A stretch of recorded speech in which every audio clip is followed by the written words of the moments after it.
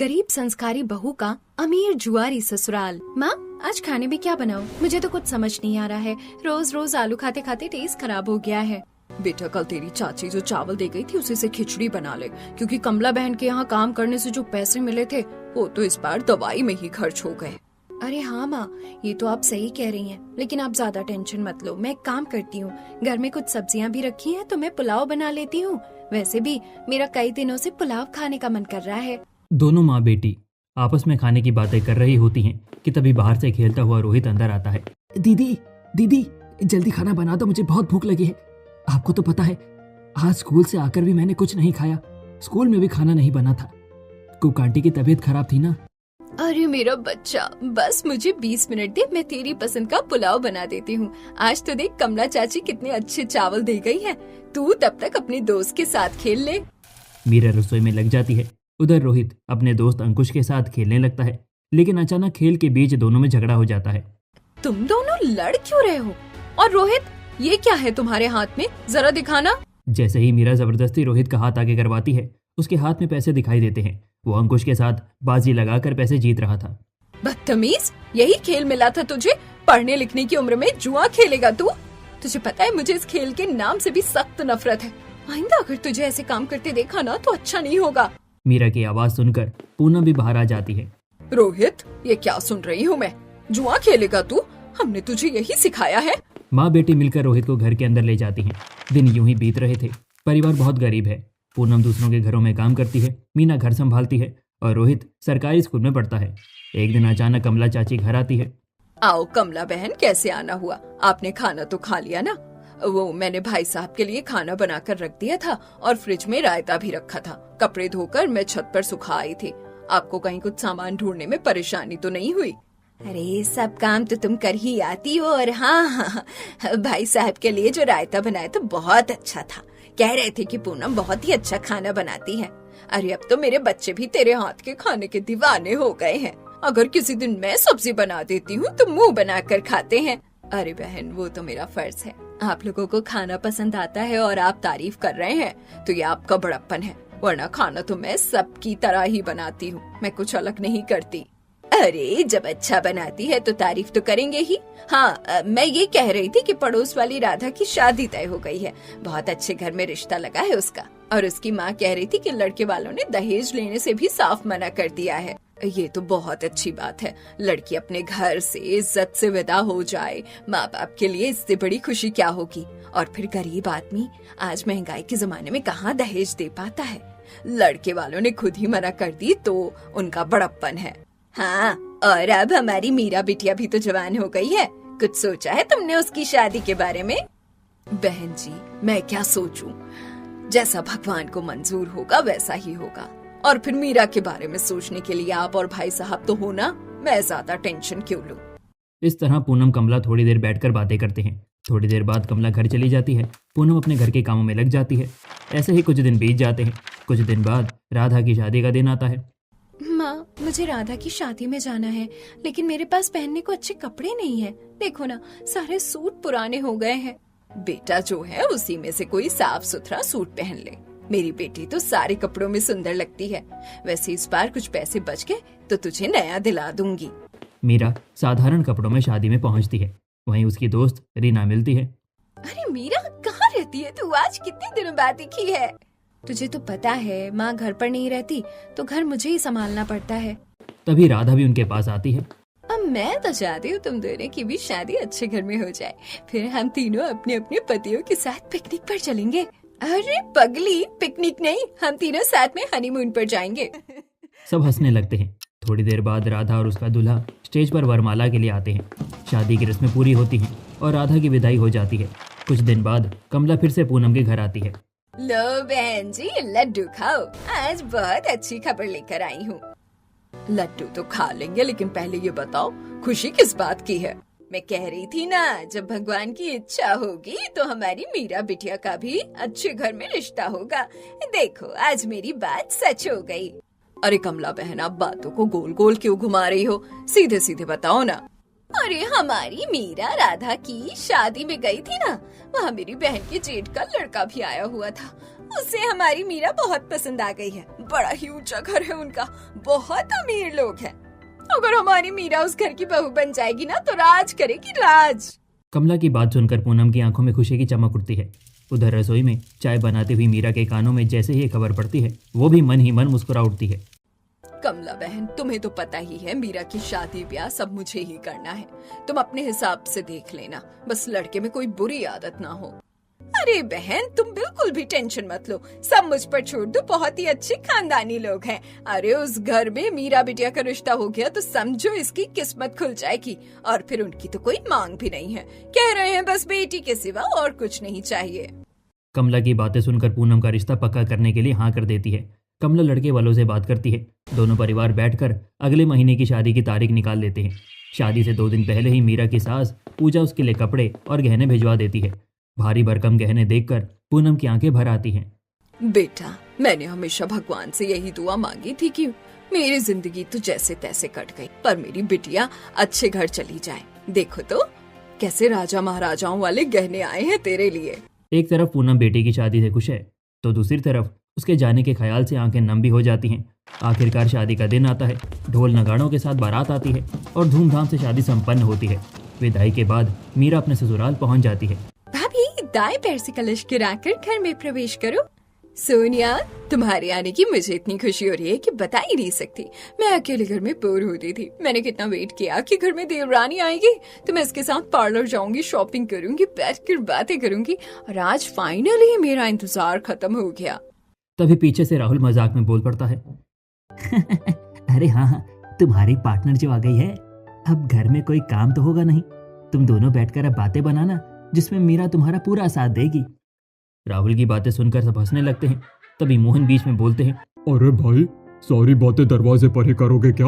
बहू को अंदर तो ले जाओ, थक गई होगी बेचारी, बाकी रस्में सुबह देख लेना। रात को सोनिया मीरा को उसके कमरे तक छोड़ देती है। मीरा घूंघट डाले पलंग पर बैठी है। तभी धीरे से दीपक कमरे में आता है और उसका हाथ थाम लेता है। अरे राधा की शादी में तुम्हारी एक झलक ने मेरा दिल घायल कर दिया था, और तुम अब भी मुझे तड़पा रही हो। हाँ? तड़पा क्यों रही हूँ, वो तो आपको सोचना चाहिए। अच्छा बाबा, याद है मुझे। ये लो तुम्हारी मुंह दिखाई का गिफ्ट, अब तो घूंघट उठा लो। दीपक मीरा को एक खूबसूरत डायमंड की अंगूठी पहनाता है। दोनों प्यार से बातें करते हैं और रात यूं ही बीत जाती है। अगली सुबह मीरा जल्दी उठकर तैयार होती है। तभी दरवाजा खटखटता है। पूजा दरवाजे पर खड़ी होती है। साथ में नौकर एक बड़ी थाल में भारी साड़ी और गहने लिए खड़े हैं। बहू, तुम इतनी जल्दी उठ गई, और ये क्या, इतनी हल्की साड़ी क्यों पहनी है? ये लो मेरी तरफ से मुंह दिखाई का गिफ्ट। जल्दी से ये साड़ी पहनकर तैयार हो जाओ और ये गहने भी पहन लेना। मीरा साड़ी और गहने पहनकर सीढ़ियों से नीचे आती है। पहले मंदिर में दीप जलाती है, फिर सबको आरती देती है और बड़ों के पैर छूकर आशीर्वाद देती है। मम्मी जी, आज मेरी पहली रसोई है ना, मुझे नहीं पता आप लोगों को क्या पसंद है, मैं क्या बनाऊं? बेटा, वो सब पुराने जमाने की बातें हैं। तुम्हारी शादी अमीर घर में हुई है, यहाँ तुम्हें खाना बनाने की कोई जरूरत नहीं है। हमारे घर में मास्टर शेफ लगे हुए हैं, जो बनवाना हो उन्हें बोल देना। पर माँ जी। अच्छा, अगर तुम्हारा मन है तो मीठे में कुछ बना लो, उसी से तुम्हारी पहली रसोई हो जाएगी। मीरा खुश होकर रसोई में जाती है और काजू बादाम डालकर स्वादिष्ट बेसन का हलवा बनाती है। पहले भगवान को भोग लगाती है, फिर सबको परोसती है। मीरा, तुम्हारे हाथों में तो जादू है। अरे बुलाओ इन मास्टर शेफ को, कहते हैं विदेश से डिग्री ली है, और यहाँ देखो बिना डिग्री के इतना स्वादिष्ट हलवा है। सच में तेरे हाथ का हलवा खाकर तो मजा आ गया। भाभी, मुझे थोड़ा और देना ना। क्यों सोनिया जी, आज आप डाइट पर नहीं हो क्या? भाभी ने हलवा ही इतना टेस्टी बनाया है, आज तो मोटा होने का भी डर नहीं है।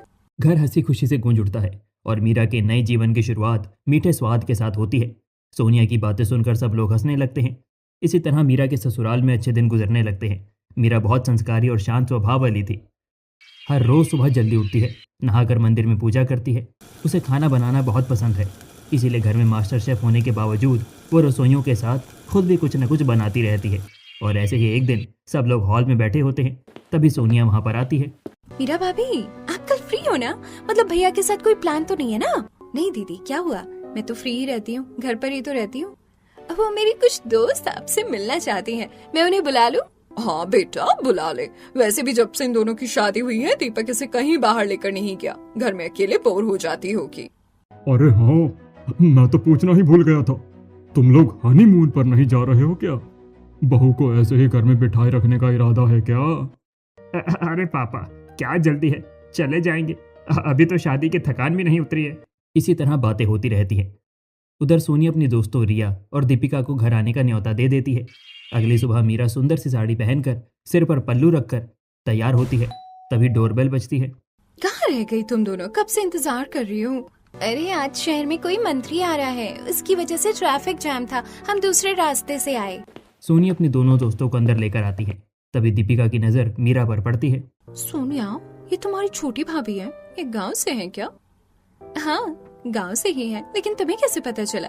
अरे इनके पहनावे से ही पता चल जाता है। तभी काजल और मीरा भी पास आकर बैठ जाती हैं। पहनावे से गांव शहर नहीं संस्कार दिखते हैं, और मेरी देवरानी तो बहुत संस्कारी है। अरे ये सब छोड़ो, बताओ क्या खाओगी? तुझे तो पता है तेरे घर की चिकन बिरयानी मुझे बहुत पसंद है, वही बनवा दे। सोनिया चिकन बिरयानी और कुछ चाइनीज डिश का ऑर्डर किचन में दे देती है। उधर वो अपने दोस्तों को घर दिखाने लगती है। मीरा भाभी, आपने भी तो पूरा घर नहीं देखा होगा, चलो आज मैं आपको घर का टूर करा देती हूँ। सोनिया अपने दोनों दोस्तों के साथ मीरा को भी घर दिखाती है। घर बहुत बड़ा और आलीशान है। मेरा ससुराल तो कितना बड़ा है, इतनी जगह में तो मेरा पूरा गांव बस जाए। सच में माँ सही कहती थी, जरूर मैंने अच्छे कर्म किए होंगे जो इतना अच्छा घर मिला। मीरा सोच में डूबी होती है कि तभी सोनिया उसे घर के पीछे की ओर ले जाती है। भाभी कहाँ खो गई आप? बस थोड़ा सा हिस्सा और है, फिर हॉल में चलते हैं, मुझे बहुत भूख लगी है। तभी मीरा की नजर एक बंद कमरे पर पड़ती है। वो दरवाजे के सामने रुक जाती है। दीदी, ये कमरा लॉक क्यों है? इसमें क्या है? भाभी यहाँ से चलो, इस कमरे के बारे में किसी से मत पूछना, और मम्मी को भी मत बताना कि आप यहाँ आई थी। सोनिया की बात सुनकर मीरा घबरा जाती है। उसे लगता है जैसे फिल्मों की तरह ये कोई रहस्यमय कमरा हो जहाँ जाना मना है। उधर रिया और दीपिका हल्का सा मुस्कुरा देती है। सब लोग वापस हॉल में आ जाते हैं। भाभी बहुत भूख लगी है, जरा देखना सब कुछ बन गया है क्या? मैंने सुबह से कुछ नहीं खाया, इन दोनों महारानियों का इंतजार कर रही थी। मीरा किचन की ओर चली जाती है। उधर हॉल में रिया और दीपिका आपस में धीरे धीरे बातें करती हैं। वैसे तुम्हारी भाभी दिखने में बहुत सीधी सादी और संस्कारी लगती है, और तुम लोग तो अमीर जुआरी परिवार हो, इन्हें भी जुआ खेलना आता होगा क्या? रिया की ये बातें सुनते ही सोनिया तुरंत उसे चुप कराती है। चुप हो जा, घर से निकलवाएगी क्या मुझे? प्लीज मेरी भाभी के सामने जुए का नाम मत लेना, उन्हें तो पता भी नहीं है कि यहाँ सब लोग जुए के शौकीन है। मीरा अनजान है, उसे नहीं पता कि जिस आलीशान घर को वो अपनी किस्मत समझ रही है, उस घर की दीवारों के पीछे कैसा राज छिपा है जो उसकी जिंदगी बदल सकता है। सोनिया रिया को चुप करा रही होती है कि तभी किचन से मीरा वापस आ जाती है। उसके साथ काजल भी होती है।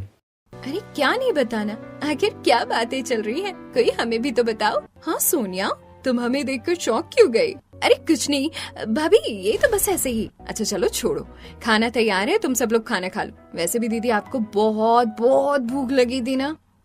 सब लोग बैठकर खाना खाते हैं। थोड़ी देर बाद सोनिया की दोस्त चली जाती है। ऐसे ही कुछ दिन बीत रहे होते हैं। एक दिन दीपक, राहुल और मोहन काम पर गए हुए थे। इधर पूजा अपनी दोस्त के घर किटी पार्टी में चली गई। घर पर मीरा और काजल थी। काजल अपने कमरे में लेटी हुई थी और मीरा अकेले घर में बोर हो रही थी। इतना बड़ा ससुराल है लेकिन घर में कोई भी नहीं है, और फिर बार बार मुझे उस बंद दरवाजे का ख्याल आ रहा है। आखिर उसमें क्या होगा? चल छोड़ना मीरा, तू भी क्या सोच में पड़ गई? तेरी एक जेठानी भी तो है, चल उसके पास चल। खुद से ही बातें करते हुए मीरा अपनी जेठानी के कमरे में चली जाती है। मीरा क्या हुआ, कैसे इधर उधर घूम रही हो? कुछ नहीं जेठानी जी, मन नहीं लग रहा था तो सोचा आपके पास आकर बैठ जाऊं। अरे मन क्यों लगेगा, दीपक जो नहीं है घर पर, वैसे आने दो से शाम को उसकी कान खींचूंगी। वो तुम्हें कहीं भी बाहर नहीं लेकर गया, भाई ये तो गलत बात है। हाँ नहीं भाभी, ऐसा कुछ नहीं है। वैसे जेठानी जी आपको पता है, गांव में तो सादे साधारण लोग होते हैं। मुझे भी ऐसा लगा था कि शादी के बाद मैं यहाँ खाना बनाऊंगी अपने पति के लिए, अपनी सास के पैर दबाऊंगी, लेकिन देखो ना, यहाँ तो चारों तरफ नौकर चाकर लगे हुए। मम्मी जी तो मुझे किचन में एक भी काम नहीं करने देती। काजल मीरा की बातों में हाँ में हाँ तो मिलाती है, लेकिन मन ही मन सोचती है, बेचारी मेरी देवरानी कितनी संस्कारी और सीधी है। अभी तो इसे बस अमीर ससुराल दिखा है, लेकिन जब अमीर जुआरी ससुराल का असली रूप इसके सामने आएगा तो इस पर क्या बीतेगी। इसी तरह दोनों देवरानी जेठानी बैठकर खूब सारी बातें करती हैं। ऐसे ही कुछ दिन बीत रहे होते हैं। एक दिन रात में अचानक मीरा की नींद टूट जाती है। वो देखती है कि दीपक कमरे में नहीं है। इतनी रात को ये कहाँ गए? आखिर रात में इन्हें कौन सा जरूरी काम हो सकता है जो मुझे बिना बताए ही चले गए। दीपक को कमरे में ना देखकर मीरा थोड़ा परेशान होती है। उसे प्यास लगी होती है। जब वो देखती है कि जग में पानी नहीं है तो वो उठकर किचन में पानी लेने के लिए जाती है। जैसे ही मीरा रसोई से पानी लेकर आती है उसे कुछ लोगों के बोलने की आवाज़ सुनाई देती है। पहले तो उसे थोड़ा डर लगता है, लेकिन फिर वो हिम्मत करके उस आवाज़ को फॉलो करना शुरू करती है। धीरे धीरे वो आवाज़ उसे उस बंद कमरे की तरफ ले जाती है। सोनिया दीदी तो कह रही थी कि ये दरवाजा हमेशा बंद रहता है और मुझे इसके पास नहीं आना चाहिए, लेकिन ये आवाज तो यहीं से आ रही है। कमरे का दरवाज़ा थोड़ा सा खुला होता है। मीरा झांक कर अंदर देखती है और उसकी आंखें फटी की फटी रह जाती हैं। उसके पैरों तले ज़मीन खिसक जाती है, क्योंकि वहाँ उसका पूरा ससुराल जुआ खेल रहा होता है। मीरा वहाँ माथा पकड़कर बैठ जाती है। हे भगवान, जिस डर से मैं बचपन से लेकर अब तक भाग रही हूँ वो डर मेरे सामने आ गया। मेरा पूरा ससुराल तो जुआरी है और ये बात मुझे आज पता लगी। ये सब देखकर मीरा को बहुत दुख होता है। वो चुपचाप अपने कमरे में आ जाती है और थोड़ी देर रोने के बाद सो जाती है। सुबह होते ही वो ये सारी बातें अपनी जेठानी से कहती है। जेठानी जी, क्या आपको पता था कि ये पूरा परिवार मिलकर रात को जुआ खेलता है? आधी रात ये सब देखकर मैं अब तक सदमे में हूँ। आपको पता है, मम्मी जी और यहाँ तक कि सोनिया दीदी भी बाजी लगा रही थी और मेरी आंखों के सामने ही मम्मी जी ने जो सोने का हार पहना था वो हार गई। मीरा काजल को सारी बात ऐसे बताती है जैसे उसे कुछ पता ही ना हो। मीरा, मुझे पता था कि ये सच एक न एक दिन तुम्हारे सामने जरूर आएगा। चलो अच्छा है, इन घर वालों की हकीकत अब तुम्हें भी पता लग गई। अब समझ आ रहा होगा ना कि ये ससुराल केवल अमीर नहीं बल्कि अमीर जुआरी ससुराल है। पर जेठानी जी, आपको पता है, मुझे जुए से बहुत नफरत है। दरअसल बचपन में आज तो मम्मी से मटर पनीर बनवाऊंगी। आखिर मैं क्लास में फर्स्ट जो आई हूँ और पापा से बोलूंगी कि मुझे साइकिल दिलवाएं। फिर मैं रोज शाम को साइकिल चलाया करूंगी और अपने भाई को पीछे बिठाकर घुमाने भी ले जाऊंगी। कितना मजा आएगा। मीरा खुश होते हुए घर आ रही होती है, लेकिन जैसे ही वो घर में एंट्री लेती है उसे अपनी माँ के रोने की आवाज़ सुनाई देती है। हमने कितनी मेहनत से ये कार खरीदी थी, कितने सपने सजाए थे इसे खरीदने से पहले। सोचा था हम 2 से 4 हो गए हैं, हमारे बच्चे आराम से कार में आएंगे जाएंगे, लेकिन आपने क्या किया? आप जुए में कार भी हार बैठे। अगर ऐसा ही चलता रहा तो एक दिन सिर पर छत भी नहीं होगी। ये कार मैंने खुद कमा कर खरीदी थी। मेरी मर्जी, मैं से जुए में हारूं या जीतूं। अब तुम मुझे सिखाओगी कि मुझे क्या करना है क्या नहीं। हटो मेरे रास्ते से। राजेश पूनम को धक्का देकर एक तरफ गिरा देता है। वो नशे में था, उससे ठीक से चला भी नहीं जा रहा था, लेकिन फिर भी वो अपने दोस्तों के साथ जुआ खेलने चला जाता है। गेट पर खड़ी मीरा जब उसे रोकने की कोशिश करती है तो वो मीरा को भी एक तरफ धक्का देकर आगे बढ़ जाता है। मीरा को देखकर पूनम उसे गले से लगा लेती है और फूट फूट कर रोने लगती है। ऐसे ही कुछ दिन बीतते हैं। फिर एक दिन राजेश अपना सब कुछ जुए में हार जाता है, यहाँ तक कि घर भी। मैंने आपसे कहा था कि आपकी ये लत एक दिन हमें घर से बेघर कर देगी। क्या आपने कभी सोचा है कि अब हमारे पास कुछ भी नहीं है? मैं अपने दोनों बच्चों को लेकर कहाँ जाऊंगी? मुझसे गलती हो गई, प्लीज तुम मुझे छोड़कर मत जाओ। अब माफी का क्या फायदा? अब पछताने से कुछ नहीं होगा। उस रात पूनम अपना सारा सामान और दोनों बच्चों को साथ लेकर घर छोड़ देती है। वो एक झोंपड़ी में रहने लगते हैं। पूनम बस्ती में 2-4 घरों में काम करके अपने बच्चों का पेट पालती है। मीरा की बातें सुनकर काजल की आंखों में भी आंसू आ जाते हैं। मीरा, सच में तुम्हारे साथ बहुत बुरा हुआ, और अब जब सब कुछ सही हो गया था, तुम खुश थी, तो इन लोगों की सच्चाई ने तुम्हें अंदर से तोड़ दिया है। हाँ जेठानी जी, इसी बात से तो मैं ज्यादा डरी हुई हूँ। ये बात मुझे अंदर ही अंदर खाई जा रही है। क्या हम घर वालों को समझा नहीं सकते? वरना एक दिन इनका भी वही हाल होगा जो मेरे पापा का हुआ था। तुम्हें क्या लगता है, मैंने कभी राहुल को समझाने की कोशिश नहीं की होगी?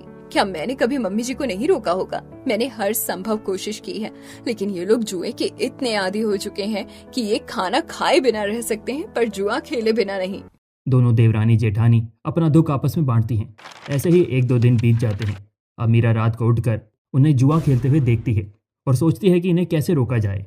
एक रात मीरा दरवाजे के बाहर खड़ी होकर अंदर झांक रही होती है। ओहो, हो ही नहीं सकता कि तुम मुझे इस खेल में हरा दो। तुम्हें पता नहीं है तुम्हारा पाला किससे पड़ा है? तभी तो मैं अपनी जान से प्यारी चीज ब्लैक रेंज रोवर की बाजी लगाता हूँ। रेंज रोवर का नाम सुनते ही मीरा का दिल जोर जोर से धड़कने लगता है। ये लोग पागल हो गए क्या? 2 करोड़ की गाड़ी को जुए में हार के तो क्या इन्हें डर नहीं लगता? मीरा ये सब सोच ही रही होती है कि तभी क्लाइंट बाजी जीत जाता है। कुछ ही सेकंड में दीपक अपनी 2 करोड़ की गाड़ी से हाथ धो बैठता है। इसी तरह उसके ससुर अपने फार्म हाउस की बाजी लगा देते हैं और देखते ही देखते फार्म हाउस भी क्लाइंट्स का हो जाता है। ये सब देखकर मीरा सच में बहुत दुखी हो जाती है। वो वापस अपने कमरे में आती है और पूरी रात करवटें बदलती रहती है। जैसे ही दीपक कमरे में आता है वो तुरंत उठकर उससे पूछती है, मैंने कल भी देखा था आप आधी रात के बाद कमरे में नहीं होते। आखिर आप कहाँ जाते हो? कहीं नहीं, मैं यहीं था, दोस्तों की कॉल आ गई थी। मुझसे झूठ मत बोलिए, मैंने रात को उठकर सब देख लिया था। आप सब लोग जुआ खेलते हो। मैं बता रही हूँ आपको, जुआ खेलना अच्छी बात नहीं है, इससे पूरा घर दांव पर लग सकता है। मीरा के मुंह से जुए के खिलाफ ऐसी बातें सुनकर दीपक का पारा हाई हो जाता है। अब तुम मुझे बताओगे कि मुझे क्या करना है और क्या नहीं? अपने काम से काम रखो। मेरी बीवी हो ना, बीवी बनकर रहो। मेरी माँ बनने की कोशिश मत करो, समझी? और आइंदा मुझे जुआ खेलने से रोकने की कोशिश मत करना। शादी के बाद पहली बार दीपक ने मीरा पर इस तरह चिल्लाया था। उसे इस बात का बहुत बुरा लगता है। उसकी आंखों में आंसू आ जाते हैं, लेकिन आखिर वो कर भी क्या सकती है। अब उसका ना तो जल्दी उठने का मन करता है, ना ही सजने संवरने का। ऐसे ही 1-2 दिन बीत जाते हैं। एक दिन काजल उसके पास आती है। मीरा, मैं 2-3 दिन से देख रही हूँ तुम कमरे से बाहर ही नहीं निकल रही। तुम्हारी तबीयत तो खराब नहीं है? भाभी, तबीयत तो मेरी इस जुआरी परिवार का सच आने के बाद ही खराब हो गई थी। समझ ही नहीं आ रहा इस सदमे से कैसे बाहर निकलूं। भाभी, कुछ तो उपाय होगा ना? हम लोग कुछ तो कर ही सकते हैं। आपको पता है, परसों रात पापा जी ने फार्म हाउस की बाजी लगा दी और वो हार गए, और दीपक ने अपनी रेंज रोवर की। रेंज रोवर और फार्म हाउस का नाम सुनते ही काजल को भी बहुत बुरा लगता है। अरे तुम्हें पता है, फार्म हाउस तो मेरा सुकून था। जब भी मुझे बुरा लगता था मैं वहीं चली जाती थी। वहाँ मैंने कितने अच्छे अच्छे फूल लगाए थे, लेकिन अब वो भी हमारे नहीं रहे। और दीपक ने रेंज रोवर कैसे बाजी में लगा दी? वो तो उसे जान से भी ज्यादा प्यारी थी। देख लो भाभी, जुआ खेलने वाला इंसान जान की भी बाजी लगा सकता है।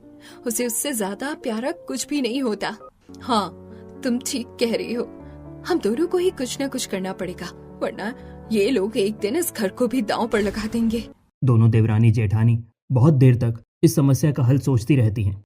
वैसे मीरा, मेरे पास एक आइडिया है। काजल मीरा को अपना प्लान बताती है और उसे अपने दोस्तों के साथ मिलवाने के लिए निकल पड़ती है। काजल रामू काका से कहती है, रामू काका, मैं और मीरा मार्केट जा रहे हैं। अगर मम्मी जी या घर का कोई भी मेंबर पूछे तो बता देना। मम्मी अभी अपनी दोस्त के यहाँ गई हैं। ठीक है मालकिन, जब बड़ी मालकिन आएंगे तो मैं उन्हें बता दूंगा। इस तरह दोनों देवरानी जेठानी घर से निकल जाती हैं। रास्ते में भी रेस्टोरेंट में पहुंचती हैं, जहां काजल की दोस्त श्वेता, कनिका और श्रद्धा पहले से ही बैठी होती हैं। काजल, क्या हुआ? आखिर आज इतनी इमरजेंसी में तुमने हम तीनों को क्यों बुलाया है? कुछ बड़ी बात है क्या? हाँ यार, जब तेरी कॉल आई और तूने जल्दी बुलाया तो मैं सच में डर ही गई थी। अब जल्दी बता, आखिर हुआ क्या है? काजल और मीरा, श्वेता, कनिका और श्रद्धा को अपने ससुराल वालों की सच्चाई बता देती है। सच में यार, तेरे ससुराल वाले तो जुए में पूरी तरह डूब चुके हैं। इन्हें तो कुछ भी दिखाई ही नहीं दे रहा। हाँ वही तो, अगर यही हाल रहा तो ये अमीर से गरीब हो जाएंगे। इन्हें सड़क पर आने में देर नहीं लगेगी। अब आप ही हमारी कुछ मदद कर सकती हो। तीनों सहेलियां काजल और मीरा की बात ध्यान से सुनती हैं और उनके घर आने के लिए तैयार हो जाती हैं। मीरा और काजल खुशी खुशी घर लौट आती हैं।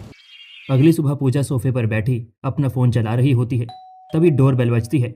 गार्ड दरवाजा खोलता है और घर में श्वेता, कनिका और श्रद्धा की एंट्री होती है। काजल बहू, देखो तो तुम्हारी सहेलियां आई हैं। काजल और मीरा आकर तीनों से मिलती हैं। देखो, मैं इन दोनों से कहती रहती हूँ अपने दोस्तों के घर जाया करो, अपने लिए टाइम निकाला करो। यहाँ ससुराल में कोई रोक टोक नहीं है, लेकिन ये दोनों कहीं बाहर जाना आना पसंद ही नहीं करती। अच्छा किया तुम तीनों यहाँ आ गई। हाँ आंटी जी, बहुत दिनों से मिलने का मन कर रहा था। काजल तो आती ही नहीं, हमें ही आना पड़ा।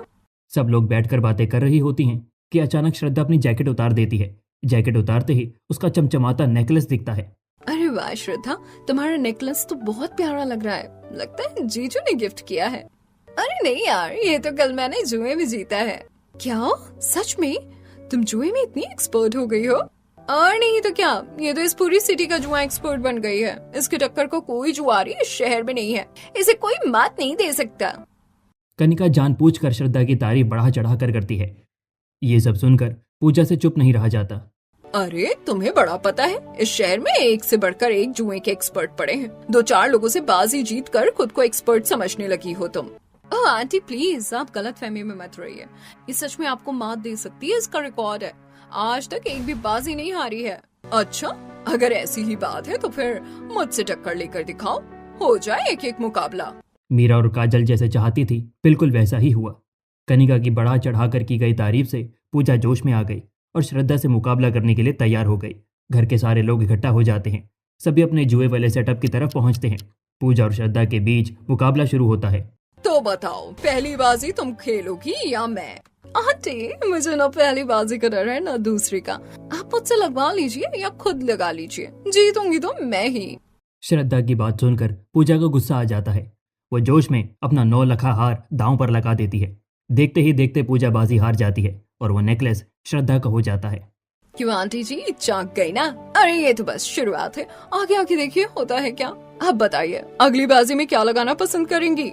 पूजा को अपनी हार बर्दाश्त नहीं होती। वो गुस्से में आकर अपनी तिजोरी में रखा सारा कैश दांव पर लगा देती है, लेकिन इस बार भी श्रद्धा ही जीत जाती है। अब तो पूजा का पारा सच में हाई हो गया था। आंटी जी अभी भी समय है, इस मुकाबले को रोक दीजिए वरना ये मुकाबला आपको भारी पड़ेगा। जुए में डूबे हुए दर्शक यानी मोहन, दीपक, सोनिया और राहुल भी पूजा को समझाने की कोशिश करते हैं। आज इन्हें बिल्कुल वैसा ही लग रहा था जैसे उस दिन लगा था जब दीपक ने रेंज रोवर हारी थी और दरवाजे के बाहर खड़ी मीरा सब महसूस कर रही थी। इन सब का दिल जोर जोर से धड़क रहा होता है। पूजा, तिजोरी में पूरा 1 करोड़ का कैश था। अरे बस बहुत हो गया। आज तुम्हारी किस्मत अच्छी नहीं है और किस्मत मत आजमाओ वरना बहुत घाटा हो जाएगा। हाँ मम्मी, पापा सही कह रहे हैं। आप श्रद्धा की बात मान लो और इस मुकाबले को यहीं पर रोक दो। नहीं, अब जो होगा देखा जाएगा। बाजी तो मैं जीत कर रहूंगी। बेटा, मैं इस खेल की सिकंदर हूँ। ऐसे छोटे मोटे खिलाड़ी मेरे आगे ज्यादा देर तक टिक नहीं पाएंगे। सभी घर वाले पूजा को बहुत समझाते हैं, लेकिन वो किसी एक की नहीं सुनती और एक के बाद एक बाजी लगाती जाती है। उधर श्रद्धा सारी बाजी जीतती जाती है। तो आंटी जी, आपकी सारी दौलत और शोहरत मेरी हो गई। अब आपके पास अपना ये शानदार घर बचा है, तो क्या आप इसकी बाजी लगाएंगी आप? हाँ बिल्कुल, मैं अपना ये घर दांव पर लगाती हूँ। तुम इतना बड़ा डिसीजन बिना सोचे समझे कैसे ले सकती हो? अगर तुम ये दाव हार गई तो हम सड़क पर आ जाएंगे। मम्मी, हमें सालिशान लाइफस्टाइल की आदत हो गई है। अगर आपकी वजह से हम सड़क पर आ गए तो हमारा क्या होगा? मम्मी प्लीज मान जाओ, इस मुकाबले को रोक दो। नहीं, कोई कुछ नहीं बोलेगा। वैसे भी ये घर मेरे नाम है। श्रद्धा, तुम अगली चाल चलो। श्रद्धा इस बार भी बाजी जीत जाती है। पूजा आज जुए में सब कुछ हार जाती है। आंटी जी, आपके पास 1 दिन का समय है। आप ये घर खाली कर दीजिए और आपका सारा सामान, I mean अवार्ड, मैं लेकर जा रही हूँ। आंटी मैंने तो आपको पहले ही समझाया था श्रद्धा से टक्कर मत लो, लेकिन आप नहीं मानी। अब तो मान गई होंगी ना कि इस शहर में मेरी दोस्त से बड़ा कोई जुएबाज नहीं है। यही है इस खेल की सिकंदर। काजल की तीनों सहेलियां पूजा को 100 बातें सुनाकर सारा जीता हुआ सामान लेकर चलने लगती हैं। सभी घर वाले खून के आंसू रो रहे होते हैं, लेकिन अब पछताने से क्या होता है, अब तो सब कुछ हार चुके हैं। मीरा, मुझे अपनी गलती का एहसास हो गया है। तुम पिछले 1 हफ्ते से मुझे यही कह रही थी कि घर वालों को बोलकर इस जुए के खेल को रुकवा दूं। अगर मैंने तुम्हारी बात मान ली होती तो आज ये दिन नहीं देखना पड़ता। आज हम कंगाल हो गए, हमारे पास कुछ भी नहीं बचा। काजल, मैंने भी जुए की वजह से तुम्हारा दिल बहुत दुखाया है। अब माफी मांगने से कोई फायदा तो नहीं है, मैं जानता हूँ, लेकिन फिर भी मैं हाथ जोड़कर तुमसे माफी मांगता हूँ। इन दोनों की बातें सुनकर मोहन बोल पड़ते हैं। गलती मेरी है। जब माँ बाप बच्चों को सही रास्ता नहीं दिखाते और खुद गलत रास्ते पर चलते हैं तो बच्चे भी रास्ता भटक जाते हैं, और आज वही हुआ है। सभी घर वाले अपनी अपनी गलती पर पछता रहे होते हैं। तभी मीरा और काजल उठकर बाहर जाती हैं और उन तीनों से सारे पैसे और गहने वापस लेकर आती हैं। उन्हें देखकर पूजा की आंखों में चमक आ जाती है। अरे, तुम ये सारा सामान वापस कैसे ले आई? मम्मी जी, ये खेल था जो मैंने और मीरा ने मिलकर खेला था। दरअसल हम आपको सबक सिखाना चाहते थे और देख लीजिए सबक आपके सामने है। हाँ मम्मी जी, जो चीज आज आपने हारी है वो हकीकत में भी आप हार सकती थी। मेरी प्यारी बहू, अब मुझे समझ आ गया है कि तुम मुझे क्या समझाना चाहती थी। मैं हाथ जोड़कर तुम दोनों से माफी मांगती हूँ। प्लीज मुझे माफ कर दो।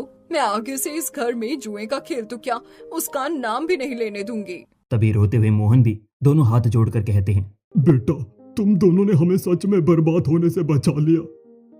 हमारी आंखों पर तो जुए की पट्टी बंधी हुई थी, लेकिन आज से इस घर में कोई जुए का नाम नहीं लेगा। मैं तुम दोनों से वादा करता हूँ। मीरा और काजल का ये खेल कामयाब होता है। आखिरकार इस अमीर जुआरी ससुराल को समझ में आ जाता है कि ये जुए का खेल एक दिन उन्हें बर्बाद कर सकता था। आज सब कुछ ठीक हो गया था। मीरा और काजल ये सब देखकर बहुत खुश होती हैं और सभी एक दूसरे को गले लगा लेते हैं।